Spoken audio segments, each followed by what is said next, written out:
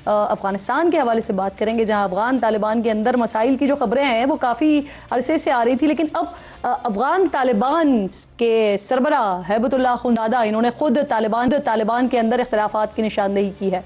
BBC Urdu के मुताबिक उन्हें अफ़गान तालिबान के सरबरा की ऑडियो मौसूल हुई है, जिसमें हुकूमत के अंदर एक दूसरे के मुखालिफिन के बारे में खबरदार कर रहे हैं।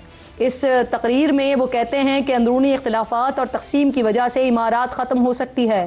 इस खबर ने यह बात तो वाज़ेह कर दी कि अफ़गानिस्तान की तालिबान हुकूमत अब अमली तौर पर 2 धड़ों में तकसीम हो चुकी है।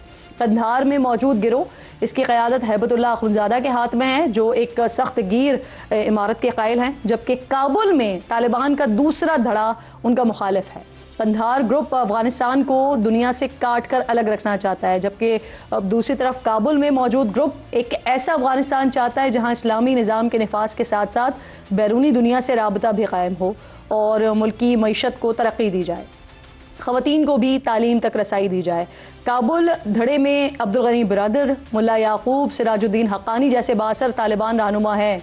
काबुल और कंधार अफ़गान ग्रुप्स की इस चप्पलिश की एक बहुत बड़ी मिसाल पिछले साल सितंबर में अख़ुंज़ादा की तरफ से इंटरनेट और फ़ोन बंद करने के हुक्म के और बंदिश के 3 दिन बाद काबुल ग्रुप की तरफ से अख़ुंज़ादा के हुक्म के ख़िलाफ़ इंटरनेट बहाली का फ़ैसला था।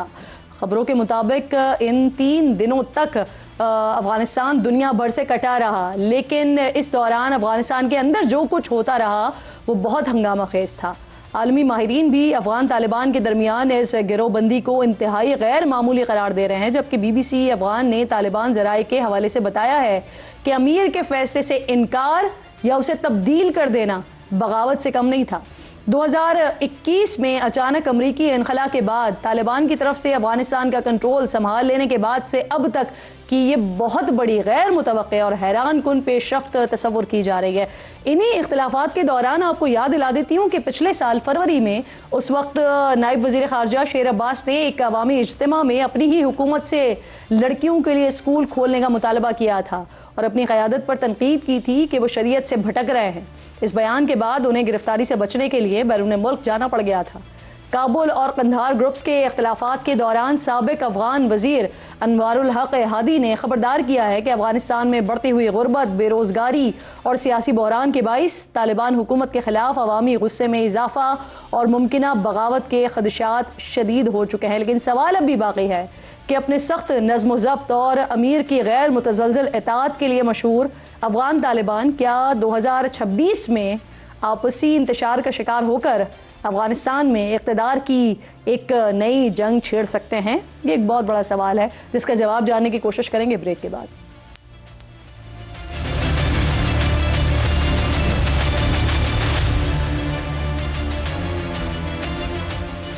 प्रोग्राम में एक बार फिर आपको खुशामदीद कहती हूँ। अफ़गान तालिबान के दरमियान 2 ग्रुप्स और उनमें इख्तिलाफात की खबरें से पहले भी आती रही हैं, अब कुछ ऑडियोज़ भी सामने आ गई हैं। तो इस पर बात करने के लिए मेरे इंतहाई मोअज़्ज़ज़ मेहमानों में मुझे अकील यूसुफ़ज़ई साहब जो कि सीनियर सहाफ़ी हैं, तज्ज़ियाकार हैं, ज्वाइन करें, और उसके साथ साथ ब्रिगेडियर रिटायर्ड राशिद वली साहब जो कि डिफेंस एनालिस्ट हैं, प्रोग्राम में मेरे साथ मौजूद हैं। दोनों मेहमानों को मैं खुशामदीद कहूँगी। अकील यूसुफ़ज़ई साहब, ज़रा आप ये डायनेमिक्स जानते हैं। मैं चाह रही हूँ कि आप इस बात का जवाब दीजिएगा कि तालिबान में जो इख्तिलाफात की खबरें हैं वो तो ऑन एंड ऑफ आती रहती हैं, हम सुनते रहते हैं, लेकिन इस बार जो ऑडियो सामने आई है जिसमें तालिबान अमीर हुकूमत के अंदर एक दूसरे के मुखालिफिन के बारे में खबरदार कर रहे हैं और साथ ये भी कह रहे हैं कि इख्तिलाफात इमारत के खात्मे का सबब भी बन सकती है, तो क्या वाकई सूरत हाल यहां तक पहुंच चुकी है कि इमारत ही खत्म हो सकती है? बहुत शुक्रिया। मेरे ख्याल में यह पहली बार नहीं हुआ है कि हमें इस किस्म की इत्तलात मौसूल हो रही है कि नजरियाती तौर पर, हुकूमती तौर पर और जो नैरेटिव का एक इशू है अफगान तालिबान का, उस इशू पर इनके इख्तिलाफात इस हद तक चले गए हैं। एक तो आपने ओपनिंग में कहा कि 2 ग्रुप है। इस वक्त इख्तिदार की जो रसकशी जारी है अफगानिस्तान के अंदर, अफगान तालिबान या जिसको सो कॉल्ड अमारात इस्लामिया कहा जाता है, वहाँ पर 3 ग्रुपों के दरमियान इख्तिलाफात है।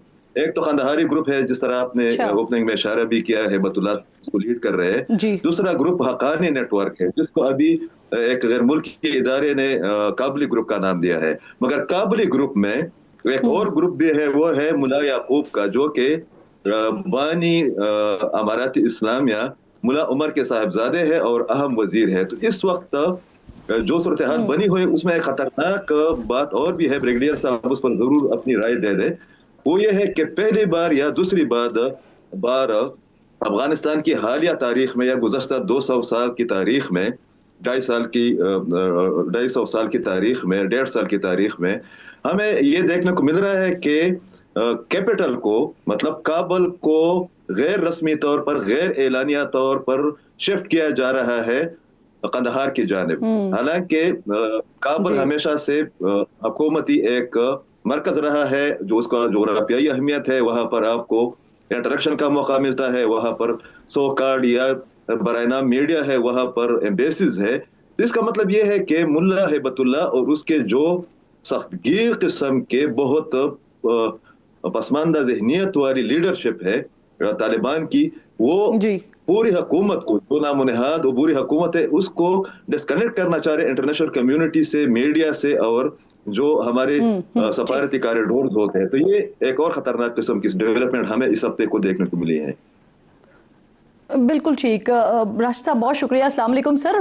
पाकिस्तान अब ज़िला खैबर में ऑपरेशन की तरफ जा रहा है और इस दौरान में अफगानिस्तान से इस तरह की खबरें आना कि वहाँ पर गिरोहबंदी और गिरोहबंदी में इख्तिलाफात इस शिद्दत के साथ बढ़ रहे हैं, इसके क्या असरात पड़ सकते हैं पाकिस्तान में सर?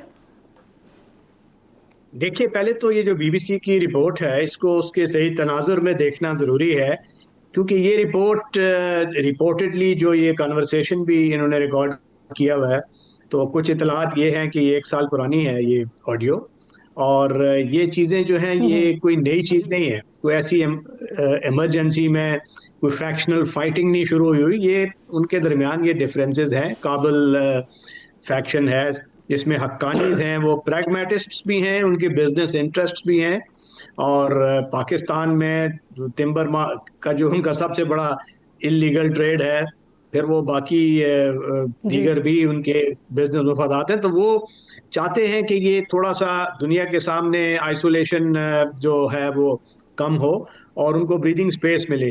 वेराज जो कंधारी फैक्शन है हिब्तुल्लाह अखुंज़ादा की, वो कम्प्लीटली, देखिए ये किस किस्म का इस्लाम है कि वो अपना चेहरा भी छुपाते फिर रहे हैं, और ये तो कुरून वस्ता में भी इस किस्म की सोच नहीं थी। ये इस्लाम से इस सोच का कोई ताल्लुक नहीं है। अच्छा राशिद साहब, जैसा कि आप कह रहे हैं सर कि ये सिचुएशन जो है वो 1 साल पुरानी है, इस तरह की भी इत्तलात आ रही हैं, लेकिन सर सवाल यहाँ पर ये है कि अभी तो ये भी इत्तलात आ रही है ना कि जो हैबतुल्लाह हैं उनके अमीर, वो बजाय अपनी हुकूमत के या जो उनके वज़रा हैं उनको हिदायत देने के बजाय निचली सतह पर हिदायत दे रहे हैं, यानी वो जो यकीन है वो नहीं रहा है अब उनके दरमियान में। और अगर सिचुएशन यहाँ तक पहुँच गई है तो फिर तो ये बगावत वाला सिचुएशन हो गई है ना सर? देखिए, मैं इसको इस तरीके से नहीं रीड कर रहा। ये पहले भी ऐसे ही था। फील्ड कमांडर्स जो थे वो उन पे उनका असर है, वो स्पिरिचुअल और टेम्पोरल जो अथॉरिटी का माखज मुल्ला हिब्तुल्लाह ही हैं। उनके चीफ जस्टिस उनके अपॉइंट करता है, दो कि उनका नाम भी हक्कानी है। फिर काबुल में जो जितने वज़रा हैं वो उनके साथ उनके लिंकेज, इनकी मजबूरी है जी। मतलब सिंपल आप ये इसको देख लें कि ये कोई इनकी स्ट्रैटेजी नहीं है, बल्कि ये इनकी एक कंपल्शन है, क्योंकि वो इस वक्त जो आइडियोलॉजिकल इनका जो एक ये सबसे बड़ा बाइंडिंग ग्लू है, जिसने इनके जो नॉन स्टेट एक्टर्स हैं उस पे भी इस तरीके से ये हाथ नहीं डाल सकते, क्योंकि वो सारे जो हैं वो इस आइडियोलॉजी को परवरदा हैं, जो कि फील्ड कमांडर्स उसको रिस्पॉन्ड करते हैं। और अगर ये चीज खत्म होती है, ठीक, यानी आप इस सिचुएशन में या मौजूदा हालात में कोई बड़ी बगावत नहीं देख रहे हैं आप अफगानिस्तान में तालिबान के दरमियान? अफगानिस्तान में ये बगावत इन फ्यूचर हो भी सकती है, मगर इस वक्त कोई ऐसी सूरत हाल मुझे नज़र नहीं आ रही। ये अलबत्ता दुरुस्त है कि पाकिस्तान ने जो ट्रेड पे पाबंदियां लगाई थी, अफगान ट्रांजिट ट्रेड 2.5 अरब के दरमियान उसका वॉल्यूम था, वो जब बंद हो गया है तो वो भी 4 महीने उसको हो गए, अभी उसका असर जो है वो किक ऑफ होना शुरू हुआ है। एक मुख्तसर सवाल इसी के ज़िम्नी, जो आप कह रहे हैं कि हो भी सकती है, तो सर जो ये ग्रुप्स हैं 2 या 3 जिनका हक्कानी ग्रुप, मुल्ला याकूब का ग्रुप, हैबतुल्लाह का ग्रुप, तो इनमें से किसी एक में भी इतनी कैपेसिटी है, ये इतने पोटेंशियल है कि ये एक ग्रुप जो है वो अफगानिस्तान को कंट्रोल कर सके, चला सके? देखिए, जब वो पावर जब कॉन्फ्लिक्ट होता है तो उसमें जिसके पास फाइटर्स होते हैं वो अफगानिस्तान में उसकी चलती है। इस बार हक्कानीज के पास फाइटिंग स्ट्रेंथ ज्यादा है। आइडियोलॉजिकली जो मदरसों की स्ट्रेंथ जी है वो उनके पास है, हिब्बतुल्लाह खुनज़ादा के पास। तो अभी ये मदरसों में मजीद जी रिक्रूटमेंट, ओरिएंटेशन, ट्रेनिंग उनकी जारी है। ये मुख्तलिफ धड़ेबंदी तैयारी कर रहे हैं अफगानिस्तान में कि किसके सही ज्यादा ट्रेंड ठीक होंगे, किसके ज्यादा उसके पास होगा। मगर अभी इस वक्त वो सही बगावत वाली सिचुएशन नहीं आई है।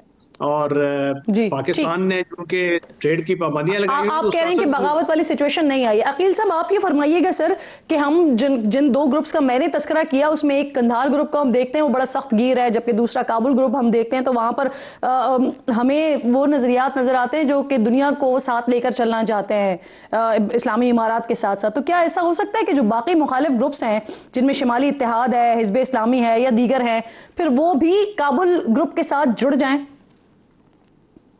बिल्कुल किरंदाज, इसका बहुत बड़ा इम्कान मौजूद है। इस किस्म की इत्तलात भी आ रही है कि गुज़श्ता एक महीने के दौरान, मतलब 15 दिसंबर से लेकर 10 जनवरी के दौरान अफगानिस्तान के मुख्तलिफ इलाकों में जो शुमाली इत्तेहाद, जिसको हम रिवायती तौर पर मुखातिब करते हैं, जिसमें नान पश्तून बहुत ज़्यादा है, उनके हमलों में तेजी आ गई है। तकरीबन 152 में जो अफगान तालिबान के फोर्सेस के एहलकार है उनके बारे में रिपोर्ट किया जाता है कि उनको मारा गया है। मगर साथ में आप ये भी देख लें कि ये जो जंगजू ग्रुप है, जिस तरह ब्रिगेडियर साहब ने इशारा भी किया, जंगजू ग्रुप जो हक्कानी नेटवर्क है, वो तो जब अमारात इस्लामिया की बुनियाद नहीं रखी गई थी तो जलालुद्दीन हक्कानी साहब अमेरिकन प्रेसिडेंट से, रेगन से मिले भी थे। आपको तमाम बैकग्राउंड का पता भी है। मतलब ये सबसे मोतबर और ताकतवरीन ग्रुप है। और अजीब बात यह है, खुशकिस्मती का है या बदकिस्मती का है, कि ये ग्रुप पर एग्जिस्ट करता है उन 7 या 9 सूबों में जिनकी सरहदें पाकिस्तान के साथ लगी हुई है। तो इस सूरत हाल में अगर हम देख लें तो हम ये बड़ी इंपॉर्टेंट बात कर रहे हैं आप कि ये जो बाकी ग्रुप्स हैं वो काबुल के साथ मिल सकते हैं, आप ये कह रहे हैं। ठीक, राशिद साहब एक और बड़ा अहम सवाल सर, अफगान तालिबान का जो इस वक्त मौजूदा, मतलब आम जबान में मैं कह लूँ तो मौजूदा जिन्होंने काबू बनाया हुआ है या फिर उनके सरगना भारत, इनको भी हर तरफ से ना मुंह की खानी पड़ रही है। अमेरिकी जरीदा द इंटरनेशनल इंटरेस्ट, इनकी रिपोर्ट में कहा गया है कि भारत पानी को हथियार बना रहा है, सिंतास मुआहदा एकतरफा तौर पर मुअत्तल नहीं किया जा सकता। तो ये सर, ये एक बार फिर अल्हम्दुलिल्लाह पाकिस्तान के मौक़िफ़ की जीत है राशिद साहब। जी, इंडस वाटर ट्रीटी के लिहाज से तो बिल्कुल ये जीत है। और उसमें न सिर्फ ये नेशनल इंटरेस्ट वाला आर्टिकल है, बल्कि 8 अगस्त 2025 का परमानेंट कोर्ट ऑफ आर्बिट्रेशन का जो फैसला है उसमें भी पाकिस्तान के मौक़िफ़ को उसकी पजीराई की गई है। और ये बताया गया है कि ये डिस्प्यूट रेजोल्यूशन जो है वो स्टैंड करता है। भारत का जो तमाम स्टैंड है वो इस पर झूठ पे मबनी है। तो इंटरनेशनल लॉ की राइट साइड पे पाकिस्तान खड़ा है। भारत जो है वो एक पराया मुल्क के तौर पे उभर रहा है। और जाहिर है ये हमें इस वक्त जनरल असेंबली में भी ऑप्शंस हैं, सिक्योरिटी काउंसिल में भी ये ले जा सकते हैं, ताकि वो वहाँ ऐसी कोई रेजोल्यूशन पास हो जो ICJ को एडवाइजरी ओपिनियन के लिए भी हम रिकमेंड करवा सकते हैं सुप्रीम कोर्ट से, सिक्योरिटी काउंसिल से। मल्टीपल हमारे पास ऑप्शंस हैं पाकिस्तान के पास कि इस वक्त वो भारत को मजीद आइसोलेट करे, क्योंकि पानी तो हमारी बका का मामला है। आइसोलेट कर सकता है, मजीद ऑप्शंस पाकिस्तान के पास मौजूद है। बिल्कुल आप दुरुस्त फरमा रहे हैं राशिद साहब, बहुत बहुत शुक्रिया आपका साहब, दोनों मौजूद मेहमान प्रोग्राम में साथ मौजूद।